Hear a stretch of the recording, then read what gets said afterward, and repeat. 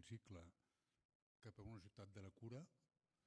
Buenas tardes, bienvenidos a esta nueva sesión del ciclo Hacia una sociedad del cuidado, cuyo coordinador, como saben, es Francesc Torralba y que viene desarrollando diferentes aspectos de esa sociedad del cuidado hacia la que queremos que nos orientamos y que determinó en su día, y esto debió ser como en septiembre, octubre del año pasado, que el 6 de mayo hablaríamos del cuidado de la democracia alrededor de este tema con un ponente como Joan Ridao. Lo que no podemos esperar en esa fecha es que la intervención de Joan Ridao sería tan oportuna a 3 días teóricamente de acabar el estado de alarma en nuestro país a causa de la pandemia. Realmente es un sentido de la oportunidad, un acierto premonitorio notable. Entonces, celebro muchísimo la presencia aquí de Joan Ridao como ponente, le agradezco muchísimo su intervención, su prestación. Y como decía, el espíritu de la sesión de hoy era poner de manifiesto que hay un bien público que también hay que cuidar, que también es frágil y del que debemos ocuparnos, que es la democracia, aunque parezca una obviedad porque ya no es una afirmación o una reflexión inédita, original, pero no por ello es menos cierta. Sí, y probablemente el riesgo más relevante para la democracia sea la propia banalización de su existencia. Cuando pensamos que es un hecho, que es un dato, que esto es obvio, el sistema natural, entre comillas, implícitamente estamos corriendo riesgo de perjudicarla. O sea, es importantísimo, y la realidad lo pone en manifiesto prácticamente cotidianamente, es importantísimo tener presente que es una conquista histórica y que no es irreversible, que esto es lo que es importante tener presente. Luego, a lo largo de la historia y en los últimos tiempos se ha visto afectada por diferentes riesgos. Quizá los más modernos son los derivados de las nuevas tecnologías, las fake news, la inteligencia artificial aplicada aviesamente, los bots. Bien, esto es uno de los riesgos. Podríamos enumerar un catálogo largo que hace que a veces se sorprenda uno en que la democracia resista a pesar de todo, y resiste afortunadamente y previsiblemente seguirá resistiendo, aunque, por acabar en esta introducción, debe superar dos riesgos importantes y muy actuales. Uno, el de la extrema desigualdad. La extrema desigualdad pone en peligro la legitimidad de la democracia y su propia supervivencia larga si esta polarización social y económica se exacerba. Y más modernamente, el riesgo de la demanda de seguridad, es decir, la disposición por parte de una parte de la ciudadanía a sacrificar libertad por protección, que es un tema que requiere un sutil equilibrio y que efectivamente también podría ser un riesgo para la democracia futuro. Bien, con esto termino mi introducción, simplemente reiterando una vez más el agradecimiento al moderador y muy especialmente al ponente. No voy a presentarlo porque de eso se ocupa Francesc Torralba y seguro que lo hará mejor que yo, bueno, como mínimo también como yo. Pero en todo caso, sí me hace ilusión decir que por el ponente siento un profundo respeto como intelectual y como demócrata. Entonces, muchísimas gracias por estar hoy aquí y Francesc tiene la palabra. Pues gracias, Jaume. Buena tarde, muy buenas tardes a todos y a todas. Gracias por acudir, los que están conectados y siguen esta sesión a través del formato online. También nos acompañan en este foro dos personas que agradecemos su presencia. Y sitúo primero el sentido de esta sesión, luego presento al ponente, que es el verdadero protagonista de la sesión de hoy y que queremos escucharle con mucha atención. Cuando hablamos de una sociedad del cuidado, no solo nos referimos al cuidado de elementos tangibles, ¿no? La naturaleza, las instituciones, la vida, sino también del cuidado de elementos intangibles, ¿no? Como pueden ser los derechos, ¿no? Y de lo que vamos a tratar es de esto, cómo han sido cuidados los derechos fundamentales durante un periodo tan excepcional, donde se decretó el estado de alarma que, como decía Jaume, muy pronto desaparece y qué tipo de herramientas, qué tipo de ingeniería jurídica y constitucional se puso en marcha en nuestro país y en otros países colindantes para defender estos derechos fundamentales en un contexto tan excepcional, donde algunos de estos derechos se pusieron al menos entre paréntesis.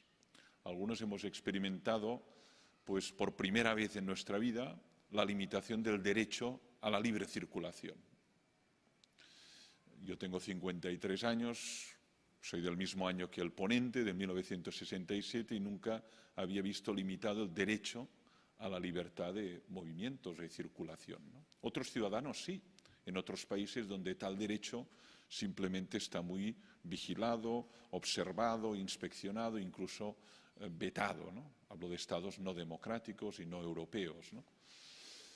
Sin embargo, lo interesante es observar qué tipo de marco jurídico, qué tipo de herramientas se han puesto en funcionamiento, qué tipo de tensiones y de conflictos, y también el ponente nos ayudará a ver comparativamente qué han hecho otros estados durante este periodo tan excepcional para proteger los derechos fundamentales, y en este caso concreto en nuestro país y del Estado autonómico, ¿no? Y para eso tenemos la persona, yo creo, más indicada, por su formación académica, doctor en Ciencias Políticas, licenciado en Derecho, por su trayectoria universitaria, profesor de Derecho Constitucional en la Universidad de Barcelona, y además por su experiencia política, ¿no? Ha estado en la cocina de grandes textos, como por ejemplo l'Estatut de Cataluña del 2006, ¿no?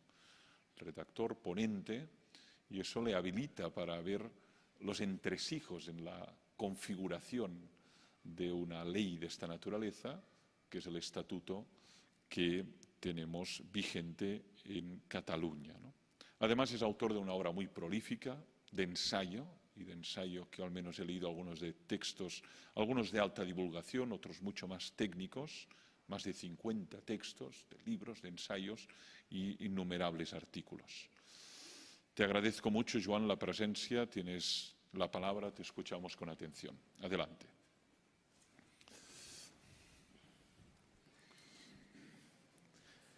Buenas tardes.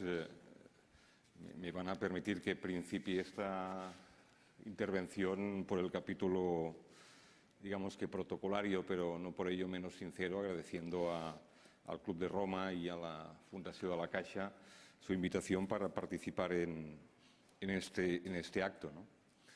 Bien, decía Jaume Lanaspa en su intervención que es una ponencia oportuna y, de hecho, no sé si es oportuna, pero al menos sí coincide con muy buenas noticias en estas últimas horas, no solo porque, como se decía, Francesc lo significaba hace un instante, que faltan pocas horas para que acabe el estado de alarma, sino porque hay noticias esperanzadoras, el proceso de vacunación avanza a buen ritmo, el anhelo de libertad de muchos ciudadanos va a coincidir precisamente con el fin de esta medida tan severa y tan restrictiva como el estado de alarma, ¿no?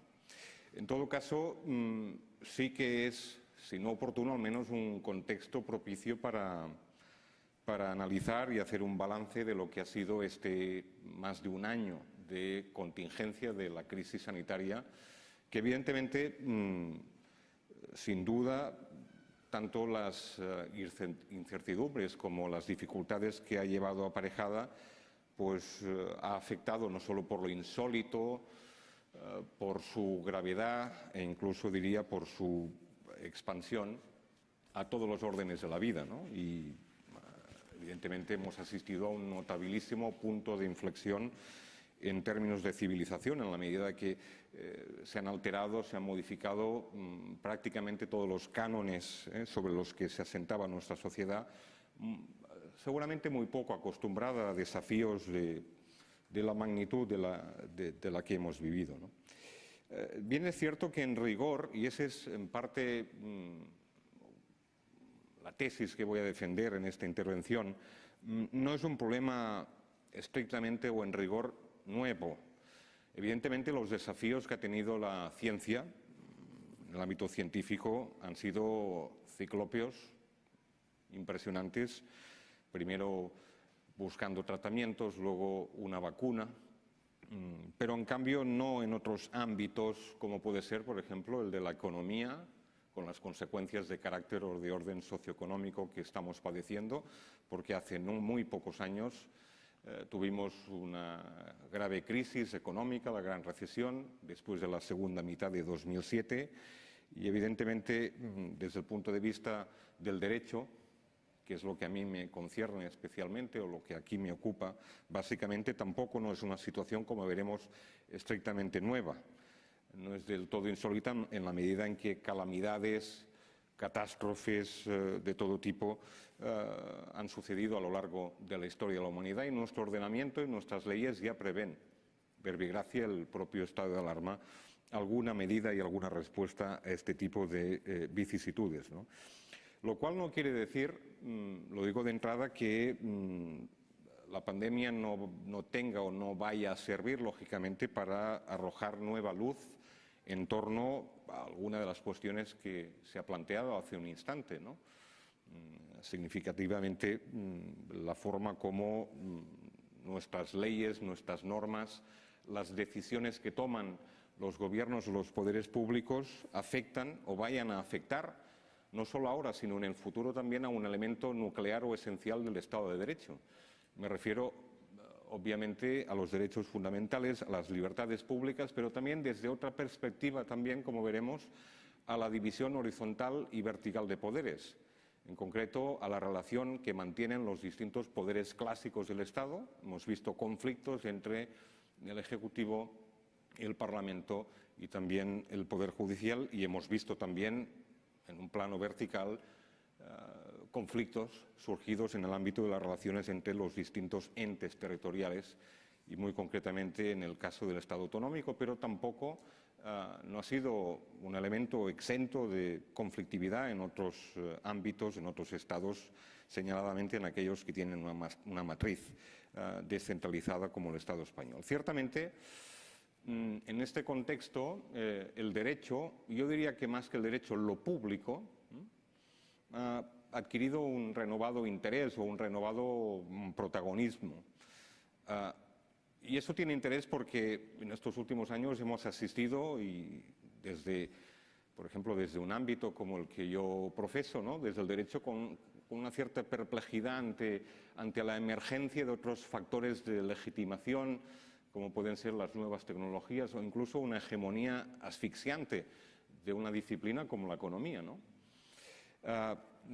El derecho y lo público, insisto, ha adquirido un renovado protagonismo, y algún ejemplo que lo ilustra perfectamente está en el hecho de que el Estado, en sentido amplio, lato sensu, ha pasado a ocupar una posición, digamos, central en nuestras vidas, ¿no? No solo el Estado ejerce un papel o un rol tuitivo, diciéndole a los ciudadanos lo que tiene que hacer, imponiendo de forma forzosa una vacuna, imponiendo todo tipo de pruebas de detección de una enfermedad, sino que incluso imponiendo restricciones muy severas y muy duras en relación a los derechos fundamentales y a las libertades públicas, lo cual demuestra que son malos tiempos, por cierto, malos tiempos para opciones o para posiciones liberales como las que triunfaron no hace muchos años. Parafraseando aquello que al menos se atribuye a Margaret Thatcher, podríamos decir que hay individuos, hay sociedad y hay Estado, y no solo un Estado, sino que hay un auténtico leviatán, hay un auténtico contrato social y, por tanto, la COVID, como antes la gran recesión, digamos que, volviendo a parafrasear, en este caso a Fukuyama, la COVID y la pandemia ha supuesto el fin de la historia, pero en este caso el fin de la historia ha venido de la mano de la primacía o la importancia de lo público y no precisamente de las ideas o de las concepciones neoliberales, ¿no? En segundo lugar, la Constitución en sentido amplio, como norma, como mínimo común denominador normativo, como norma digamos que contiene los elementos fundamentales de la ordenación de la convivencia como contrato social que decía hace un instante, ¿no? Ya sea desde una perspectiva o desde una concepción más racional, normativa o positivista, ya sea desde una concepción más sociológica, ¿no?, que entiende la Constitución como una suma real de factores de poder, ha adquirido también un protagonismo y una relevancia insólita e indiscutible, ¿no? Prueba de ello es que tanto las autoridades sanitarias como los propios jueces y tribunales en estos últimos tiempos han tenido que hacer un test importante de adecuación de sus decisiones y de las propias normas a la Constitución, y han tenido que buscar un equilibrio precario, delicado, entre las exigencias que derivan de la salud pública y, evidentemente, el respeto a los derechos fundamentales, ¿no? Y todavía más allá, lo público y el derecho ha tenido una especial relevancia también en el ámbito de los estados compuestos. Antes se hablaba de las comunidades autónomas, se hablaba también de las soluciones que han adoptado otros estados. Todos los estados, todos sin excepción, luego lo veremos, han estado sometidos a un importante stress test en cuanto a la relación entre los distintos poderes públicos que actúan, ¿no? Precisamente el derecho de crisis o el derecho de necesidad, que es el que habilita poderes extraordinarios para poder atajar una crisis sanitaria como la actual, comporta inexorablemente una centralización del poder de decisiones.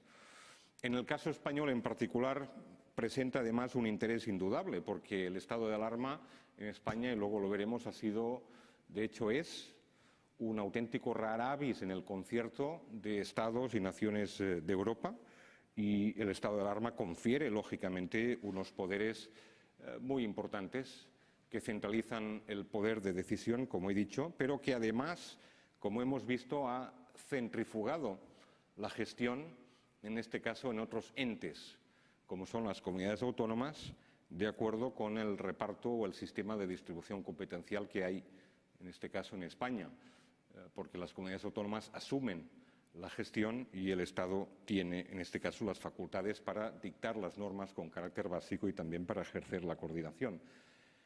Pero también en este marco del Estado autonómico, la complejidad propia de un Estado descentralizado en el caso español, pero no solo en el caso español.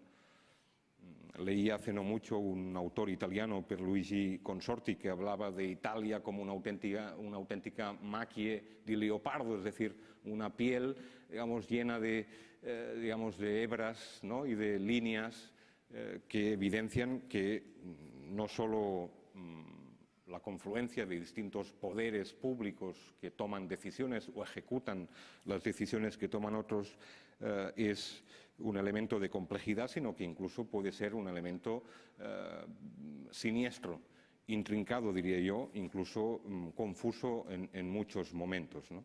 Y por otro lado, como decía, ahora ya con algo más de detalle, es evidente que los derechos fundamentales y las libertades públicas que consagra la Constitución, en el sentido de su garantía, de su preservación o de su defensa, ha comportado o ha exigido un nivel, digamos, de cuidado o de atención para no vulnerar en exceso los derechos de las personas. Hemos visto situaciones insólitas a raíz precisamente de la crisis, y admitiendo que no hay ningún derecho fundamental ilimitado, todos pueden limitarse, incluso se pueden suspender. No es el caso del estado de alarmas, pero sí de otras situaciones más excepcionales, como el estado de excepción o el estado de sitio. Hemos visto en este contexto cómo la libertad personal, la libertad deambulatoria, ya sea nocturna, el derecho de reunión y de manifestación, el derecho de culto, incluso la participación política, con los conflictos surgidos a raíz de distintas convocatorias electorales, donde han surgido conflictos muy notables, ¿no?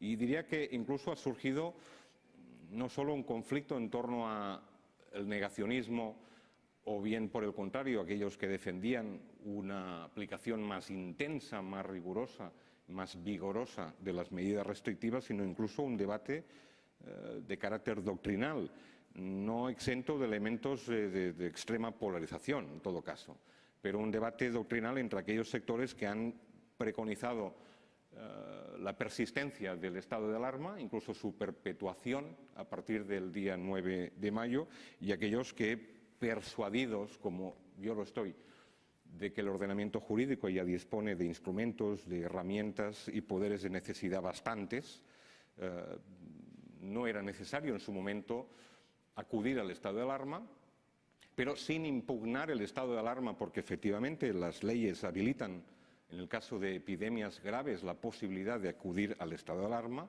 Lo cierto es que el estado de alarma tenía y tiene o presenta problemas graves. El primero de los cuales es que no tiene prácticamente control político parlamentario.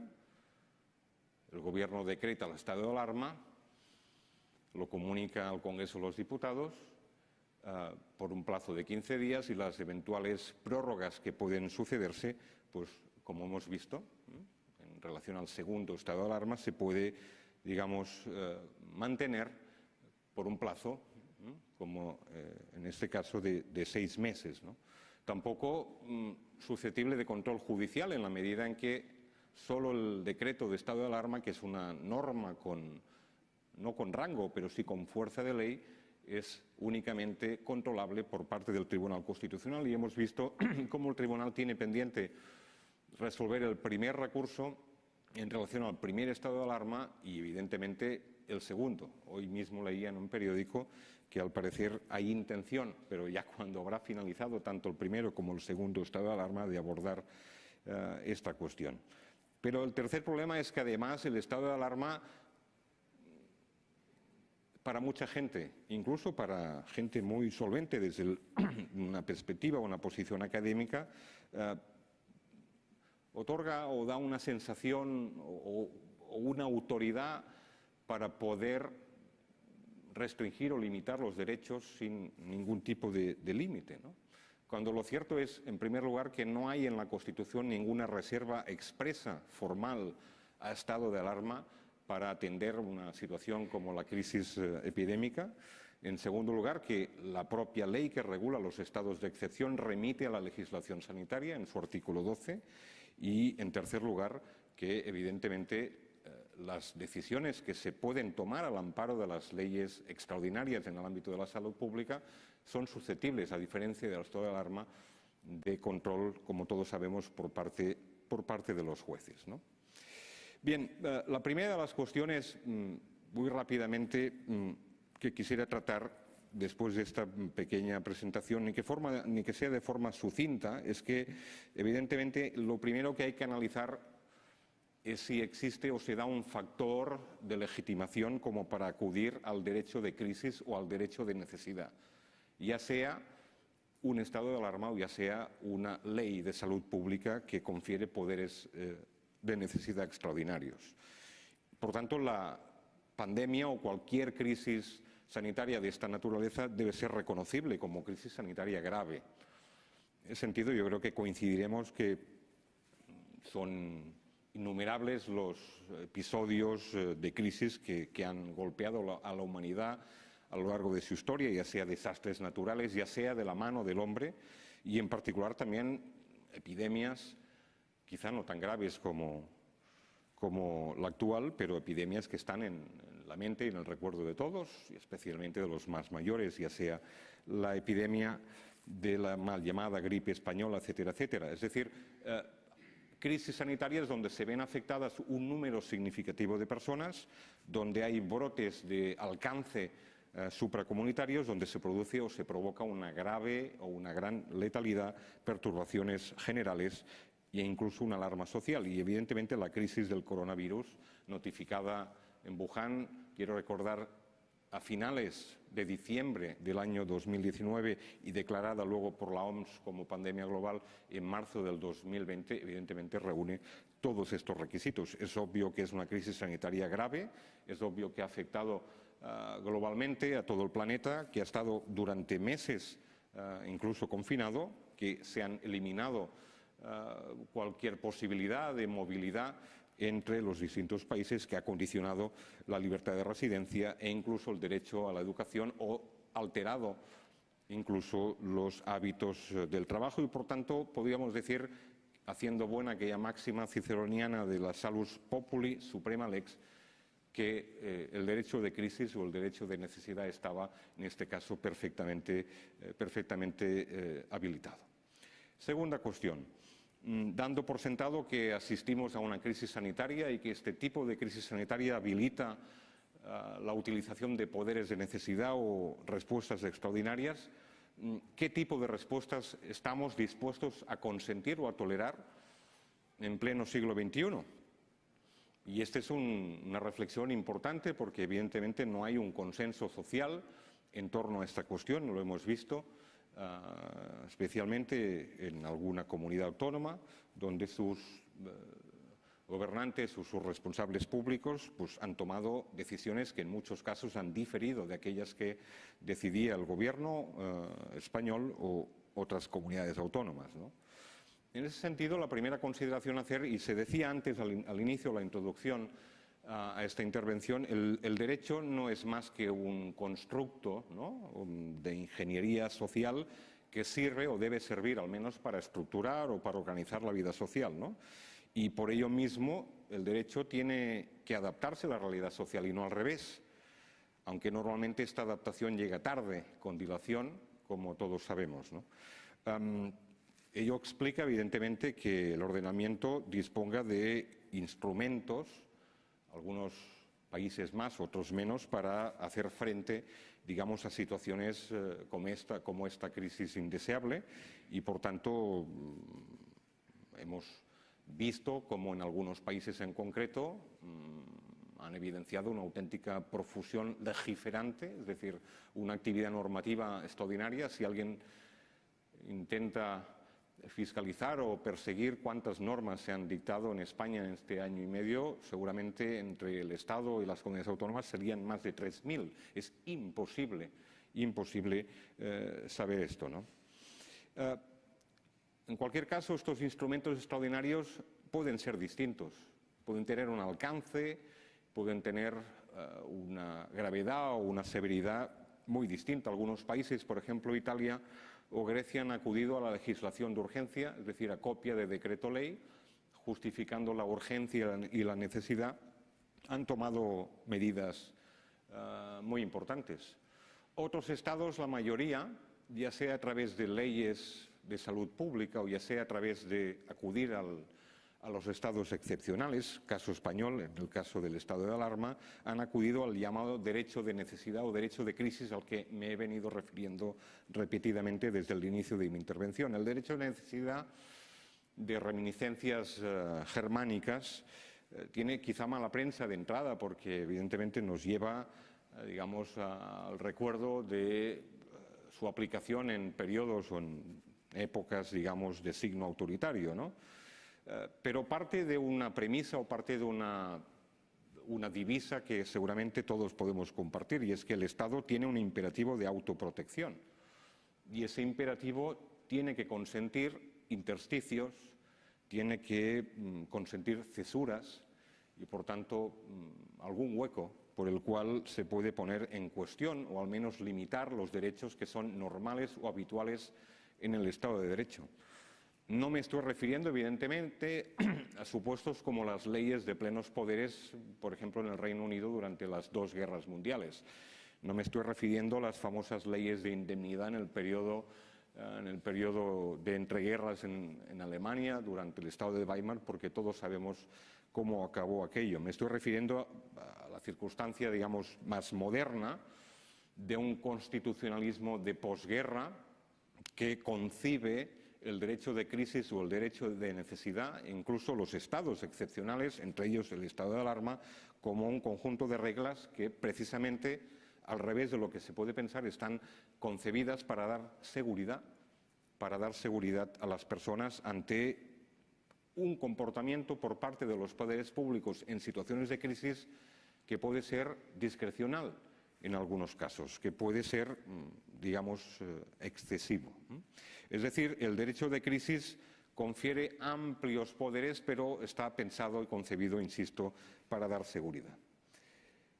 Lo cual no quiere decir que no haya inconvenientes, no presente hándicaps importantes, algunos de los cuales se han puesto de relieve en estos últimos tiempos. En primer lugar, la improvisación, es decir, tanto el estado de alarma como las leyes de salud pública habilita a los poderes públicos para tomar decisiones.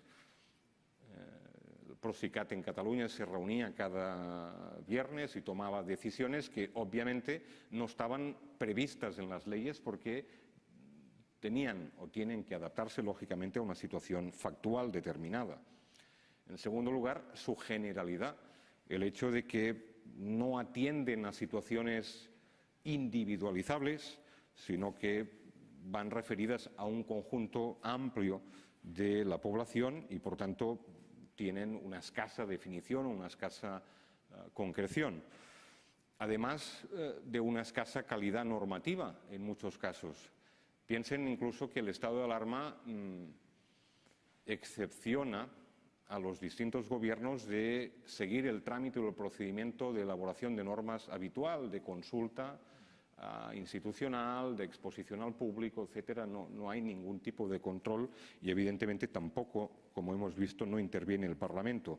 E incluso diría que hay un inconveniente añadido y es que hemos asistido, como he dicho antes, a un auténtico torrente normativo y eso se explica porque precisamente el derecho de necesidad y el derecho de crisis surge o se hace en condiciones no de sobriedad o no de serenidad, sino precisamente en situaciones en que los poderes públicos, los gobiernos están ebrios ante crisis totalmente acuciantes, ¿no?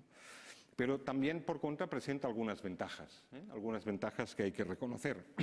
Y es que, efectivamente, en esa línea de protección también de los derechos de los ciudadanos, no puede desplazar en ningún caso al Estado de Derecho, no consiente un orden alternativo al que contempla o prevé la Constitución, no relocaliza la soberanía como defendía Carl Schmitt en el gobierno, es decir, Carl Schmitt decía soberano es quien decide la excepción.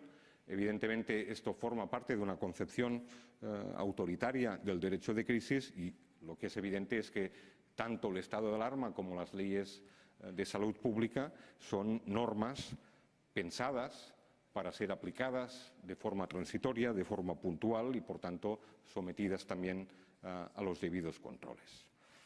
Tercera cuestión. A partir de estas bases y estos fundamentos que legitiman la aplicación del derecho de crisis y que no cuestionan, obviamente, la gravedad de la misma, ¿qué tipo de gestión es la que ha hecho España y han hecho otros países de su entorno?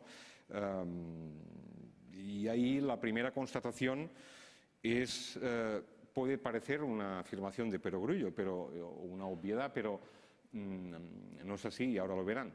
El enfoque esencialmente de la crisis por parte de España ha sido un enfoque sanitario. Y digo un enfoque sanitario porque si alguien se entretiene a echar una mirada al derecho comparado, verá que hay algunos países, quizá por razones geoestratégicas o incluso por cultura, que tienen un enfoque llamado securitario, es decir, desde una perspectiva de la seguridad nacional. Evidentemente hablamos de Singapur, de Taiwán, de Corea del Sur, por razones obvias, pero también de otros países anglosajones, el caso del Reino Unido, el caso de Estados Unidos, en el caso español, quitando alguna exhibición un poco impúdica de algunos militares en la primera fase de la pandemia, el rol de las Fuerzas Armadas y de los cuerpos de seguridad ha sido un rol básicamente operativo, no estratégico, ¿no? En segundo lugar, cuando hablamos de un enfoque sanitario, estamos hablando de una respuesta eminentemente desde la vigilancia epidemiológica y en el campo de la salud pública. Pero ahí es donde se abren las distintas posibilidades a que yo me refería anteriormente, una de las cuales es el estado de alarma, por tanto el recurso a un estado excepcional, y otra es la aplicación de la legislación extraordinaria en materia de salud pública. En primer lugar, el estado de alarma evidentemente está contemplado en la Constitución, en su artículo 116, se inspira directamente como buena parte del texto constitucional en la Ley Fundamental de Bonn y está desarrollado en una ley orgánica de 1981 que regula los estados de excepción y que prevé precisamente para el caso del estado de alarma las epidemias graves. Podríamos decir que el estado de alarma tiene una larga tradición en el constitucionalismo español ya del siglo XIX. Está presente de una u otra forma en todas las constituciones y incluso en la del 31 y obviamente posteriormente en la de 1978. Cosa distinta es que hoy hay que reconocer el estado de alarma está francamente en regresión en todas partes. El caso español y el estado de alarma es un auténtico rara avis, porque solo Portugal, que adoptó el estado de calamidad, que luego evolucionó al cabo de pocas semanas en distintos estados de excepción, es un auténtico rara avis, insisto. Y fíjense que no han faltado razones en estos últimos años para que algunos estados pudieran haber acudido a los estados excepcionales. No me refiero solo al estado de alarma, sino también al estado de sitio o al estado de excepción, por ejemplo, con motivo del terrorismo global que nos asola. Y este desuso tiene una explicación bastante razonable, y es que lo hemos visto en el marco de un Estado liberal democrático, la gente no tolera fácilmente una restricción de derechos fundamentales, ni tampoco que se confieran poderes exorbitantes al gobierno. Y menos todavía, como antes significaba, sin el debido control parlamentario, sin un control de la justicia ordinaria, en el caso del estado de alarma, tampoco una concentración omnímoda del poder, en este caso en unas únicas manos, o el comando único del poder por parte del gobierno, o que se produzca una, entre comillas, flexibilización de forma más bien subrepticia y, por tanto, una vulneración del orden competencial, asumiendo, en este caso, el gobierno del Estado funciones que no le corresponden e incluso, diría yo, esta sensación, ¿no?, que antes también mencionaba, de que en el estado de alarma se puede o está permitido casi absolutamente todo. Yo tengo la impresión, y es una impresión y como tal es subjetiva, ¿no? Decía Bergamín que él era subjetivo porque era sujeto, ¿no? Pues yo también. Yo tengo la impresión de que el estado de alarma respondía en un principio a un cálculo meramente político por parte del presidente del gobierno. A un cálculo político en términos de demostración o exhibición de vigor, de robustez, de energía por parte del gobierno, incluso de una gestión presidencialista de la crisis. Así fue en la primera fase y señaladamente en los primeros meses del primer estado de alarma. Por cierto, un modelo alejado del esquema constitucional de un régimen parlamentario, donde la primacía o la importancia reside en el Parlamento, que otorga la confianza al gobierno y no al revés, ¿no? Y insisto, esa no ha sido la opción de ningún país, excepto Portugal, con los matices que antes he planteado, porque si de lo que se trataba era de justificar o de defender una respuesta unitaria, más o menos homogénea a la crisis, y por tanto de asumir una dirección centralizada, al menos durante una etapa, situación que debo reconocer que en todos los estados, incluso los más descentralizados de Europa, ha sido así. Había otras opciones u otras posibilidades, como por ejemplo acudir a la legislación sanitaria extraordinaria, a la que me quiero referir brevemente. Antes de empezar esta locución comentábamos con los moderadores precisamente que España es uno de los estados que tiene un arsenal normativo en materia de salud pública más importante, yo me atrevería a decir, no solo de Europa, sino del mundo. En los años 80 se aprobó, en el 86, la famosa ley Lluch, la ley de sanidad, de la cual se desgajó una pieza como fue una ley orgánica, la de medidas de salud, medidas especiales de salud pública, que tiene rango de ley orgánica, que es precisamente la que en su artículo 3 autoriza la adopción de las medidas oportunas en situaciones como la crisis actual. Posteriormente se adoptó la Ley General de Salud Pública en el año 2011 y posteriormente también la Ley de Cohesión y Calidad del Sistema Nacional de Salud, que es la que rige los destinos precisamente de este órgano como es el Consejo que ha regido, en este caso, la coordinación entre el Estado y las comunidades autónomas. Más allá, incluso, la Ley de la Jurisdicción Contenciosa Administrativa, como todo el mundo ya sabe a esas alturas, contempla desde 2010 precisamente la intervención de la justicia ordinaria para controlar estas medidas. Y más allá de esto, todavía existen algunas normas en el ámbito de las emergencias y de la protección civil que podían haber sido utilizadas. Y me atrevo a afirmar lo que he afirmado porque echando una mirada, que sea una leve mirada a la experiencia de otros países y al acervo normativo, por ejemplo, de países como Alemania, como Austria, como Bélgica o como Dinamarca, veremos que en Alemania rige una ley de infecciones desde 2001, por tanto, posterior a la ley española. En Austria y en Dinamarca sí que hay una gran tradición porque desde 1915 disponen de una ley de epidemias. No he conseguido saber exactamente qué es lo que motivó aquella decisión. Sé que en 1915 hubo un brote de tifus muy importante, pero la gripe española se reveló en 1918, ¿no? Sea como fuere, estos dos países disponen de leyes desde hace más de un siglo. Y el caso de Bélgica es un caso singular porque ha recurrido a una norma ad hoc que atribuye poderes de codecisión al Parlamento junto al monarca, junto al jefe del Estado. En otros países de matriz ya centralista, ya sea el caso francés, Grecia, Holanda o Irlanda, han debido acudir o a leyes de urgencia, decretos leyes, o bien a leyes de salud pública ad hoc para atender la crisis que puntualmente se ha planteado. Por tanto, una de las constantes, digamos, de este periodo es que en España ha habido un acervo normativo y, por tanto, un patrimonio normativo muy importante.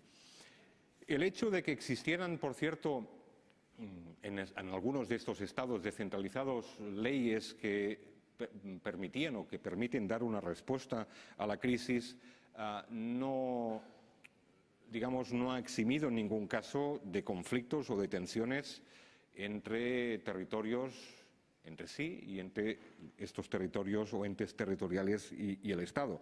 El caso de Alemania, con una tradición consociativa propia de un federalismo cooperativo, ejecutivo de larga tradición, Renania-Westfalia del Norte ha ejercido como la Comunidad de Madrid.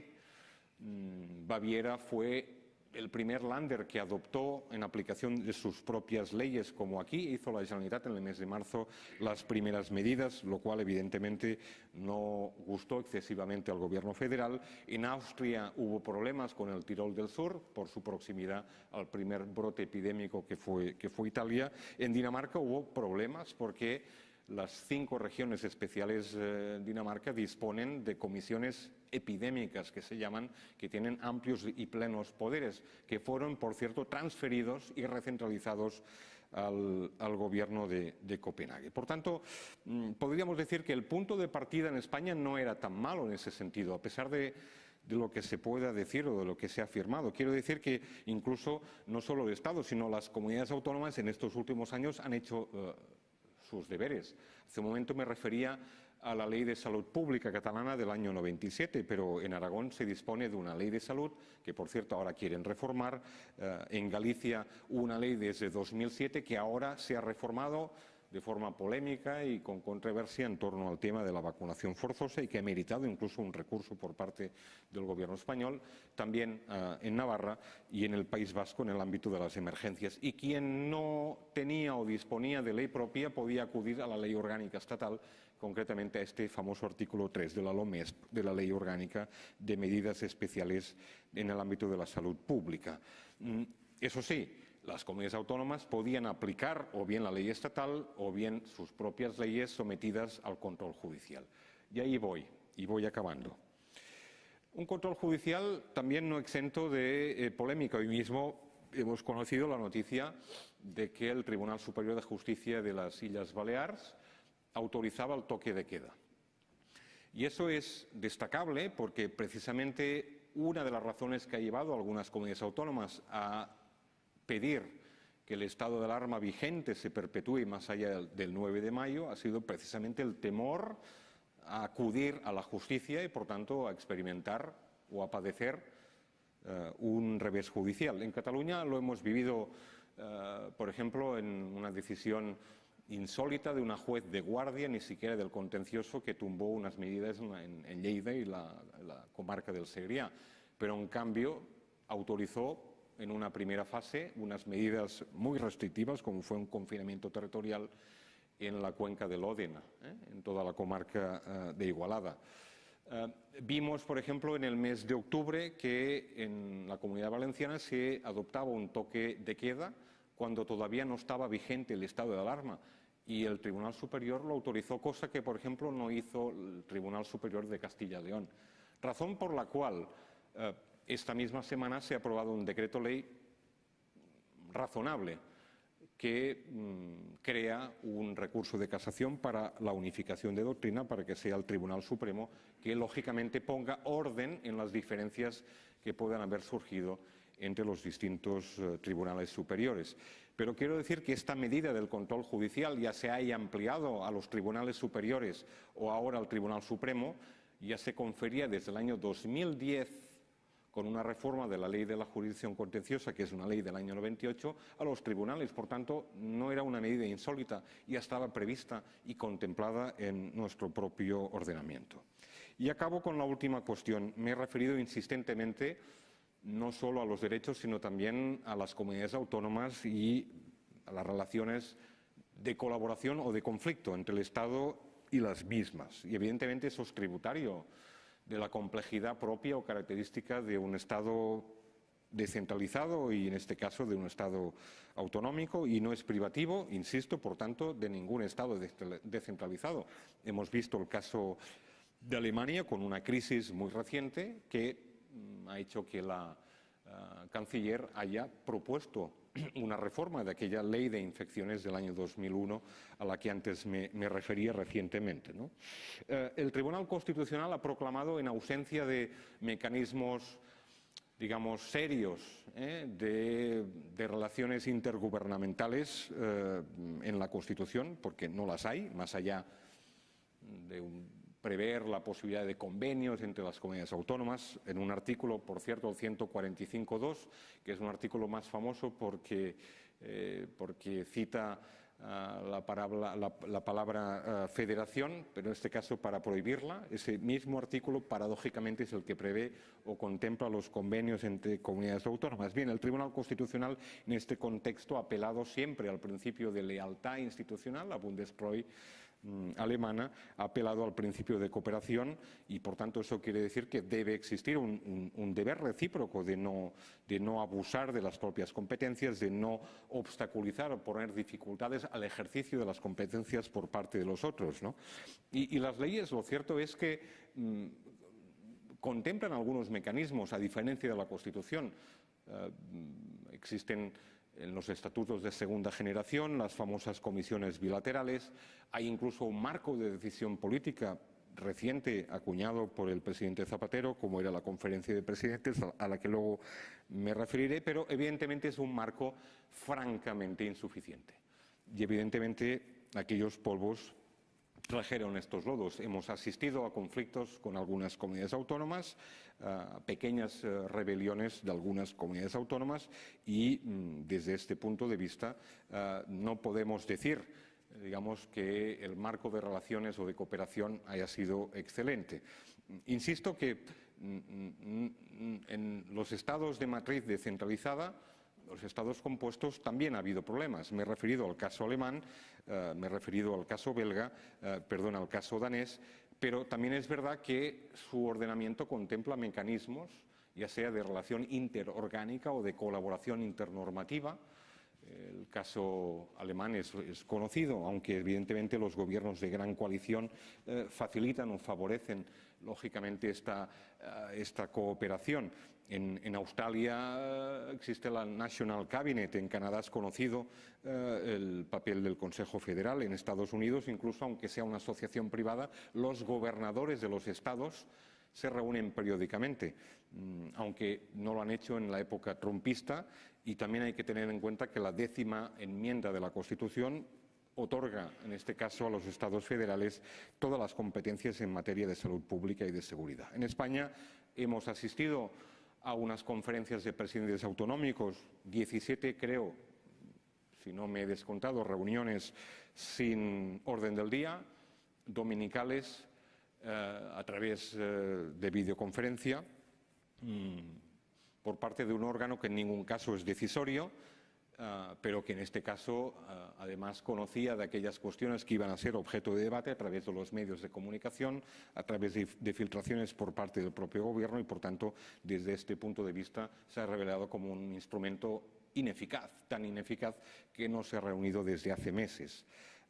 Hemos visto otro órgano de coordinación con una reforma legislativa en profundidad que ha permitido, después de los conflictos con la Comunidad de Madrid, que sus decisiones hayan sido lo que se llama actuaciones coordinadas obligatorias, por tanto imperativas, y órdenes comunicadas a las comunidades autónomas, que ha funcionado bastante mejor, como es el Consejo Interterritorial del Sistema Nacional de Salud, que ciertamente ha pasado de reunirse 2 o 3 veces al año a hacerlo casi 40 veces en este año 2020. Insisto, no quiero decir que el problema sea únicamente o exclusivamente un problema de institucionalizar este tipo de cuestiones, porque ya me he referido a un elemento de carácter cultural que está presente en muchos otros países, pero es evidente que la descentralización política en España no ha ido acompañada o no ha llevado aparejada de mecanismos potentes de relación entre los distintos territorios y el Estado. Y, por tanto, ahí está un problema como la distribución de los fondos para atender las consecuencias socioeconómicas de la crisis. Ahí están conflictos o episodios de crisis en relación al tema de las vacunas. Veremos qué pasa con el caso de Galicia. Y ahí está, y con eso acabo, las diferencias de criterio en torno a si hay que perpetuar o levantar el estado de alarma, porque el Estado, como el perro del hortelano que ni come ni deja comer, pues dijo que no quería estado de alarma, pero otras comunidades autónomas tenían un temor fundado y un temor cierto a que sus medidas podían recibir un correctivo por parte de los tribunales. Por tanto, todo ello evidentemente es susceptible de una mejora muy sustancial y evidentemente esa es una de las cuestiones, digamos, estructurales que plantea nuestro modelo de Estado. Y yo hago votos para que en el futuro no solo se pueda mejorar la actual situación de crisis sanitaria, sino que evidentemente estas cuestiones también puedan ser mejoradas y, por tanto, podamos superar algunos de los episodios de confrontación y de crisis que hemos vivido en estos últimos tiempos. Muchas gracias a todos por su atención.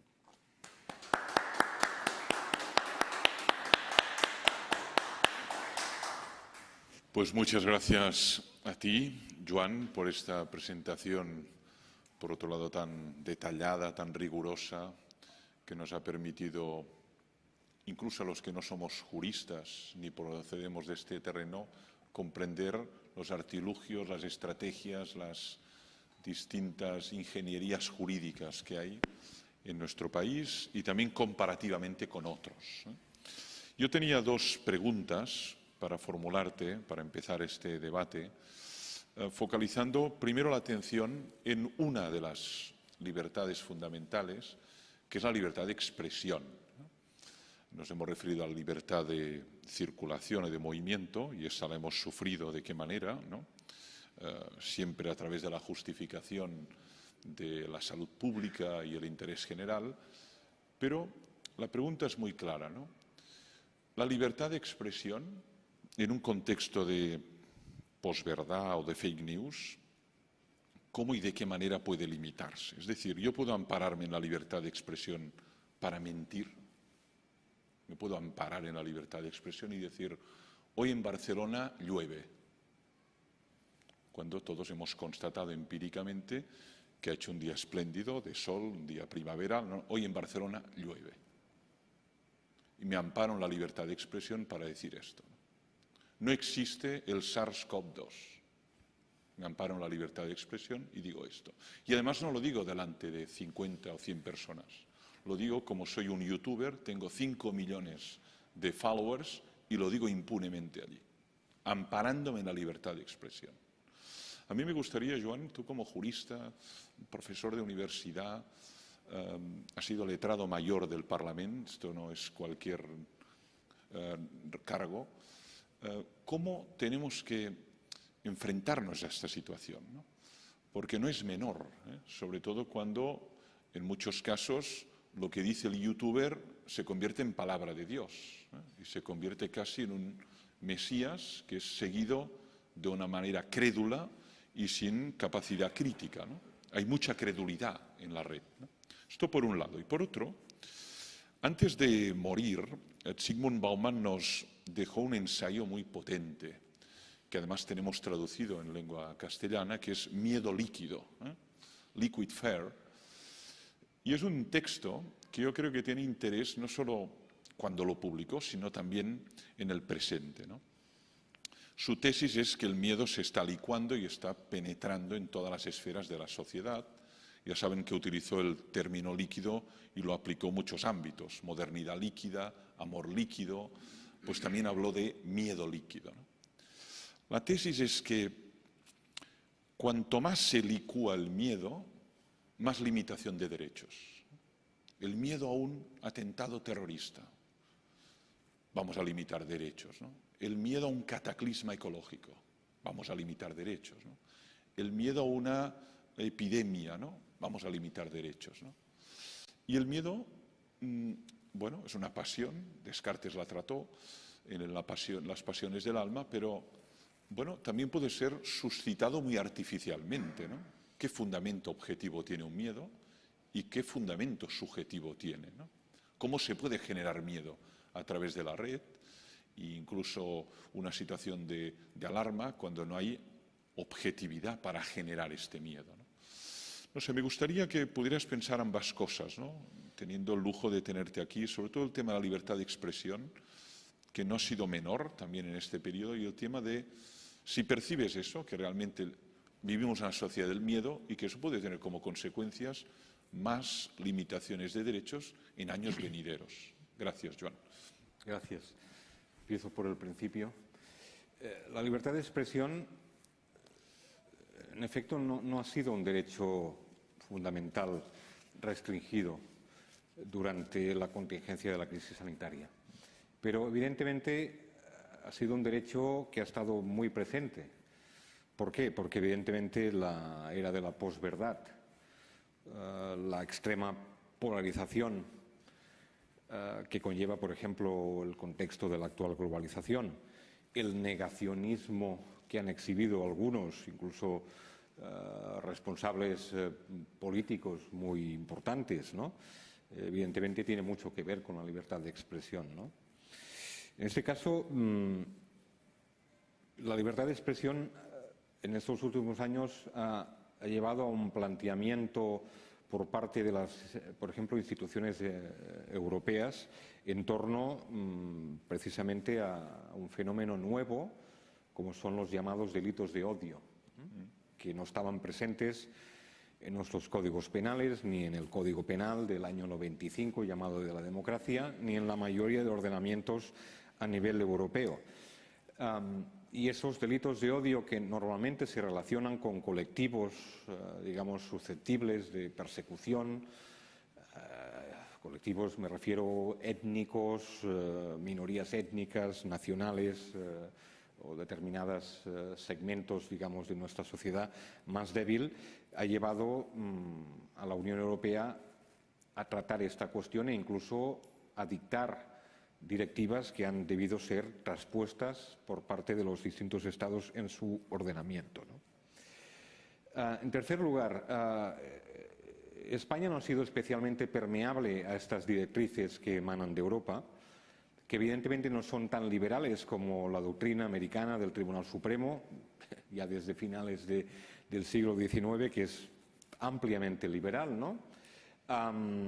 Y por tanto, digamos, los tribunales de justicia ordinarios, ya sea el Tribunal Supremo, lo hemos visto también en la Audiencia Nacional, en algunas sentencias que han involucrado a tuiteros, titiriteros, cantantes, raperos, por proferir chistes de mal gusto o incluso canciones de gusto dudoso, de gusto dudoso, etcétera, pues han tenido penas incluso de prisión o de privación de libertad, ¿no? Y por tanto esa constatación vaya por delante, de la misma forma que precisamente el Tribunal Europeo de los Derechos Humanos ha tenido que corregir repetidamente al Tribunal Supremo Español y a la Audiencia Nacional en relación a distintas sentencias de este cariz, ¿no?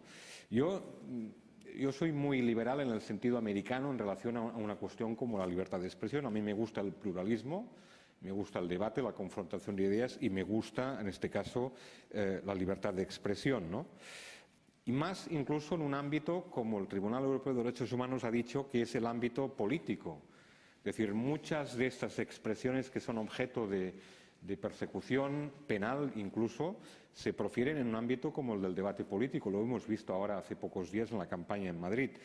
Y evidentemente es una cuestión espinosa que tiene muchas aristas, pero en el ámbito político es especialmente importante preservar la libertad de expresión, aunque las críticas que se dirijan o las expresiones que se puedan utilizar en muchos casos sean, como dice el Tribunal Europeo, desabridas, sean críticas duras, sean críticas que en algún caso puedan ser claramente ofensivas, ¿no? Por tanto, no es un tema, digamos, de solución fácil, pero en todo caso, insisto, España tiene los deberes pendientes de hacer en una cuestión como esta y especialmente los tribunales de justicia, ¿no?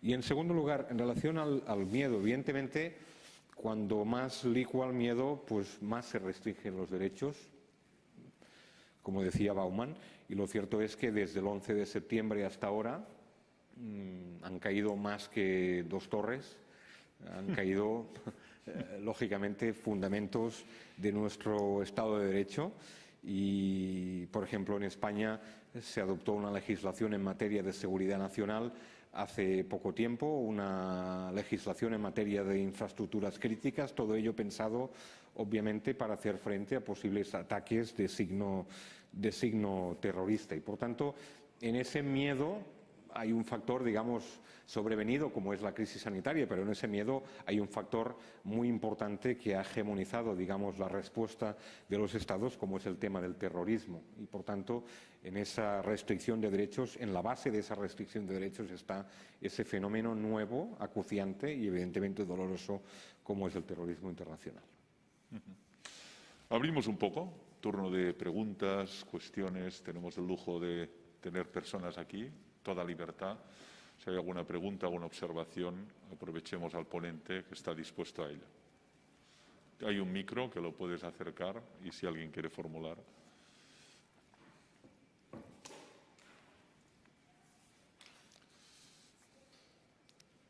Jaume, adelante. Ya hay una correlación curiosa entre las actitudes negacionistas que se han dado alrededor de la pandemia, el más, digamos, libertarias, y las posiciones conservadoras. Es decir, ¿hay algún tipo de correlación conceptual que explique por qué una posición estadísticamente conservadora lleva al negacionismo o lleva al libertarismo en relación con las medidas de protección durante la época de la pandemia? Es decir, es una pregunta quizá más psicológica que jurídica, pero es que es llamativo no solo en España, sino a nivel internacional. Esta correlación, o sea, digamos, los conservadores son más negacionistas que la gente de izquierdas en todo el mundo, ¿no? Y la otra cuestión, que es también un poco ingenua, pero con todo lo que nos has contado de este último año y pico de legislación, de coordinación o no, de medidas adoptadas con consenso o con menos consenso, pero potencialmente hemos aprendido mucho, o sea, como país y como sociedad, y no solo a nivel doméstico, sino también a nivel internacional, deberíamos haber aprendido mucho.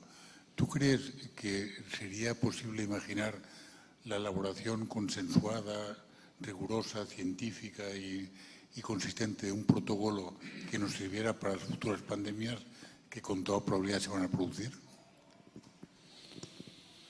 Bueno, la primera de las cuestiones plantea un debate más de carácter sociológico.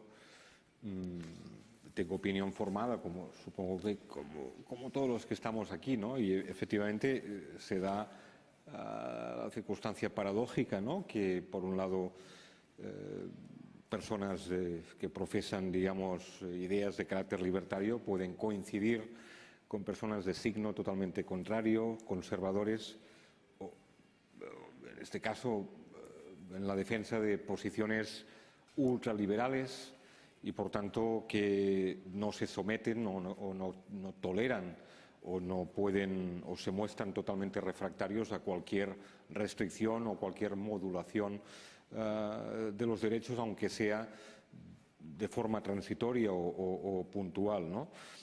Esta semana hemos conocido el desenlace de unas elecciones en la Comunidad de Madrid, donde este debate ha sido un debate ha estado muy presente, ¿no?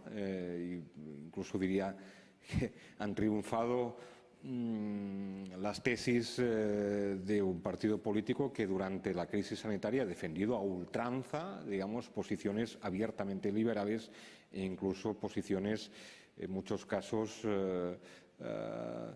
digamos, no solo refractarias, sino incluso intolerantes en relación a las decisiones que tomaban otros gobiernos u otros poderes públicos, ¿no? Y por tanto es evidente que los gobiernos y las opciones políticas de carácter socialdemócrata o de izquierdas se han mostrado más respetuosas o más abiertas, digamos, a poder restringir derechos, aunque también es verdad que si echamos una mirada en nuestro entorno más próximo veremos como un gobierno de signo cristiano-demócrata como el alemán, quizá porque vienen de una tradición política, digamos, muy distinta, quizá porque es una democracia incluso militante que acostumbra a perseguir el negacionismo, incluso posiciones de signo abiertamente fascista, cosa que en España no pasa, etcétera, pues es evidente que ha habido una mayor tolerancia y, por tanto, una mayor aceptación de este tipo de cosas, ¿no? En segundo lugar, yo lo he dicho antes en mi intervención, hemos aprendido todos mucho, pero cuando me refiero a todos me refiero incluso a una organización internacional como la OMS, que empezó, como todos sabemos, con claras oscilaciones y dudas en relación a cómo atajar la crisis, que meritó críticas por todas partes. Hemos visto cómo en los distintos estados se iban improvisando distintas medidas, se iban mejorando con el tiempo y, por tanto, o incluso hemos visto señaladamente, en el caso español, como los jueces y los tribunales también, desde una posición en origen quizá muy celosa de la defensa de los derechos y muy poco comprensiva con la necesidad de respetar esos poderes extraordinarios o de necesidad para hacer frente a la crisis, finalmente han ido, digamos, adecuándose y adaptándose a la realidad y, por tanto, desde esa perspectiva han ido aceptando ese tipo de medidas, ¿no? El hecho de que existan instrumentos normativos de carácter internacional, evidentemente, tiene que contribuir en el futuro, digamos, a hacer frente a este tipo de crisis mucho mejor. Pero la OMS no deja de ser una organización dependiente de Naciones Unidas, por tanto, no deja de ser una especie de agencia de Naciones Unidas y, a partir de ahí, evidentemente, los Estados pueden suscribir acuerdos, tratados, normas que rijan a nivel internacional y que sirvan para armonizar desde la diferencia las medidas que en el futuro puedan adoptarse para hacer frente a crisis. Esperamos que no sean como la que hemos vivido en estos últimos tiempos, ¿no? Gracias. ¿Otra pregunta? Adelante. Sí, buenas tardes. Muchas gracias por la exposición. Yo quiero hacer una pregunta muy concreta. Estamos delante de una pandemia que se transmite por un virus, como sabemos. Digamos que el causante de la pandemia es un virus respiratorio. Por lo tanto, desde un punto de vista de salud pública, hasta que no hemos sido capaces de tener una vacuna y, sobre todo, de vacunar a toda la población mundial, el único sistema de salud pública que teníamos para que la pandemia no fuera más era la famosa distancia. Digamos que los virus que expulsamos de nuestro cuerpo, la persona contagiada, no lleguen a otra persona que no está contagiada y se contagie justamente por este hecho, ¿no? Y la famosa cifra esta del 1,5 metros, 2 metros aproximadamente, digamos, de distancia, y sobre todo evitar locales cerrados. Mi pregunta es, la Ley Orgánica de Salud Pública, creo que del 86, 87, en este momento ya no recuerdo la fecha exacta, ¿era un instrumento jurídico suficiente para para conseguir que se produciera esta distancia entre las personas, que era el único medio que teníamos los responsables de salud pública para intentar evitar que la pandemia se extendiera más? ¿Era suficiente o no? Bueno, gracias. Al hilo de esta pregunta se suscitan dos cuestiones distintas. La primera, efectivamente, coincido que hasta que no ha habido una vacuna o unas vacunas efectivas, las medidas o la medida que se ha revelado más eficaz, efectivamente, ha sido el distanciamiento, la distancia, lo cual me lleva precisamente a una de las medidas más conflictivas o más polémicas en este contexto, que ha sido el famoso toque de queda, ¿no?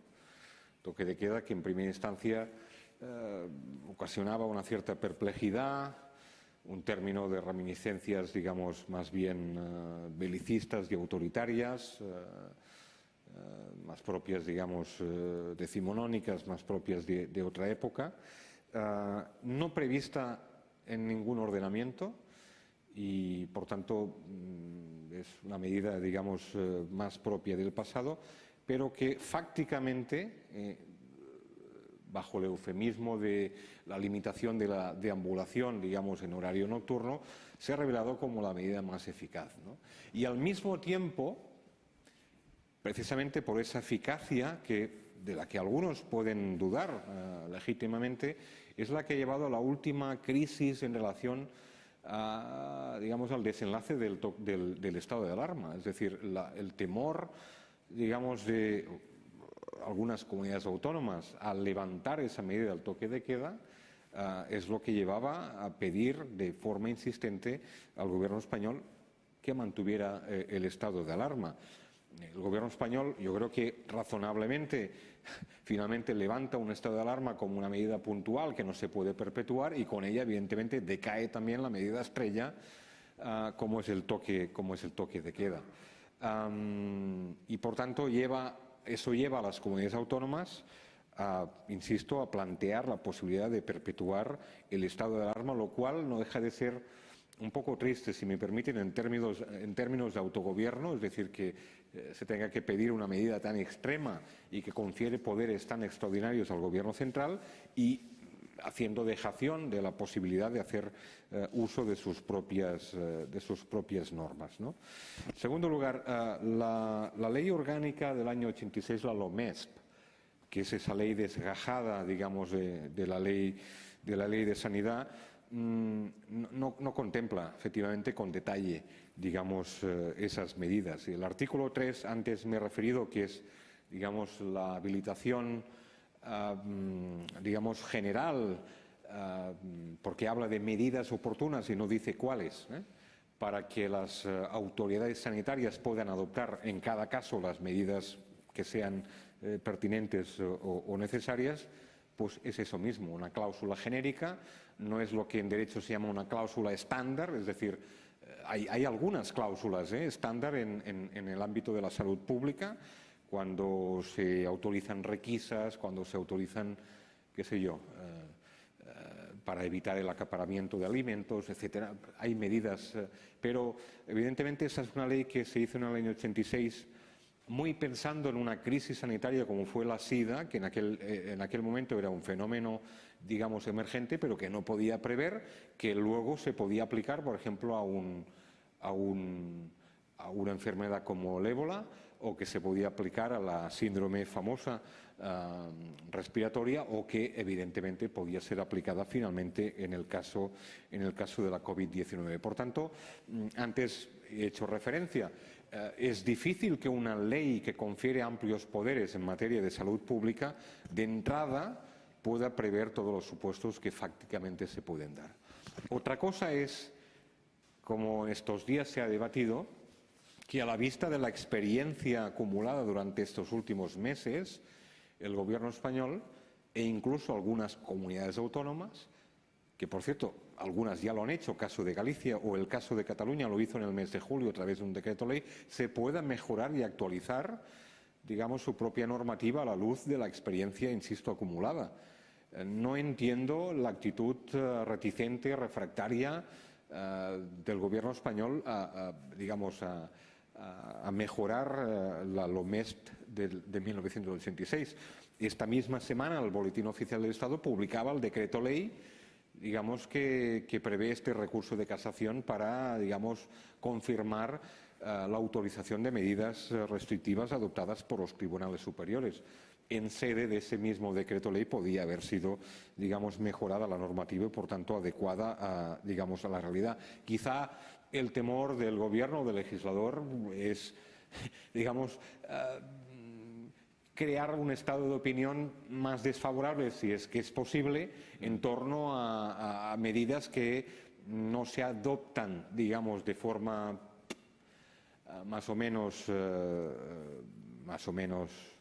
digamos, sin sujeción o sin amparo en una norma, sino a través de resoluciones que adoptan determinados órganos más o menos telúricos, sino en este caso que una ley prevea directamente restricciones como las que se han adoptado en estos últimos tiempos. Quizá ese es el temor que tiene el Gobierno o el legislador en sentido amplio y, por tanto, prefiere, y especialmente en una época o en un contexto eminentemente electoral, digamos, no hacerlo. Quizá esa es la razón, pero en todo caso no me parece una razón, me parece una razón de conveniencia o de oportunidad política, pero no una razón profunda en razón del interés público o del interés general. Pues gracias, Joan, por tu presentación, también por la respuesta a estas preguntas. Gracias a todos los que nos seguís online y también por tu punto de vista esperanzado, porque empezar una ponencia y decir que tenemos buenas noticias, que parece que tenemos argumentos para la esperanza, me parece interesante. Abundan mucho los discursos apocalípticos en nuestro tiempo y esto también lo agradecemos, los que estamos en este ciclo y en otros, pues que de vez en cuando nos digan, bueno, parece que ya se abre un horizonte. Gracias, Joan, y también por el rigor y la exactitud de los datos y de todo el utillaje que has utilizado. Gracias y hasta la próxima. Muchas gracias.